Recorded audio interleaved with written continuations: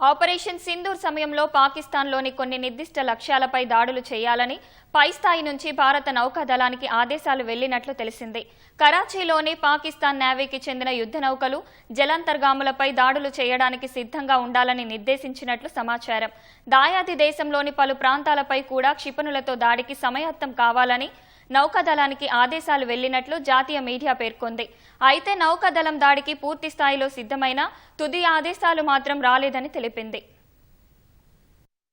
పహల్గామ్ ఉగ్రదాడికి ప్రతీకారంగా పాకిస్తాన్లోని ఉగ్ర స్థావరాలపై భారత వైమానిక దళం దాడులు చేసింది. సరిహద్దుల్లో సైన్యం శత్రు స్థావరాలపై కాల్పులు జరిపింది.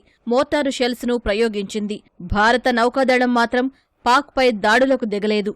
అయితే ఆపరేషన్ సింధూర్ సమయంలో పాక్పై దాడులకు సిద్ధంగా ఉండాలని నావికా దళానికి కూడా ఆదేశాలు వెళ్లినట్లు జాతీయ మీడియా ఓ కథనాన్ని ప్రచురించింది. కొన్ని నిర్దిష్ట లక్ష్యాలపై క్షిపణులతో దాడి చేయాలని చెప్పినట్లు తెలిపింది. కరాచీలోని యుద్ధ నౌకలు జలాంతర్గాములపై దాడులకు సిద్ధం కావాలని ఆదేశాలు వచ్చినట్లు వెల్లడించింది. అయితే పై స్థాయి నుంచి తుది ఆదేశాలు మాత్రం రాలేదని పేర్కొంది.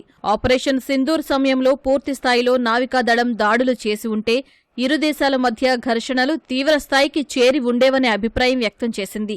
దాడులకు గ్రీన్ సిగ్నల్ లభించి ఉంటే కరాచీ పోర్టు లక్ష్యంగా భారత నేవీ బ్రహ్మోస్ క్షిపణులతో విరుచుకుపడి ఉండేదని సదరు కథనం పేర్కొంది. కిలో తరగతికి చెందిన సబ్మెరైన్లు, క్రూయిజ్ క్షిపణులను ప్రయోగించి ఉండేవని తెలిపింది.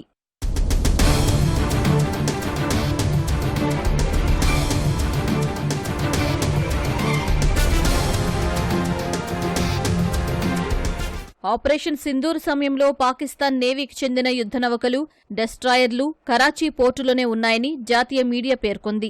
దాడికి ఆదేశాలు వచ్చి ఉంటే యుద్ధ నౌకలు కరాచీ పోర్టులోనే మునిగిపోయి ఉండేవని తెలిపింది. ఇరు దేశాల మధ్య కాల్పుల విరమణ ఒప్పందం తర్వాత పాకిస్తాన్ నేవీకి చెందిన నిఘా విమానం ఒకటి భారత జలాలను సమీపిస్తుండగా యుద్ధ విమానాలు మోసుకెళ్లే ఐఎన్ఎస్ విక్రాంత్ గుర్తించిందని వెల్లడించింది. అనంతరం MiG-29K యుద్ధ విమానం పాక్ నిఘా విమానానికి 100 మీటర్ల దూరంలోకి చేరి దాన్ని తరిమి కొట్టిందని వివరించింది.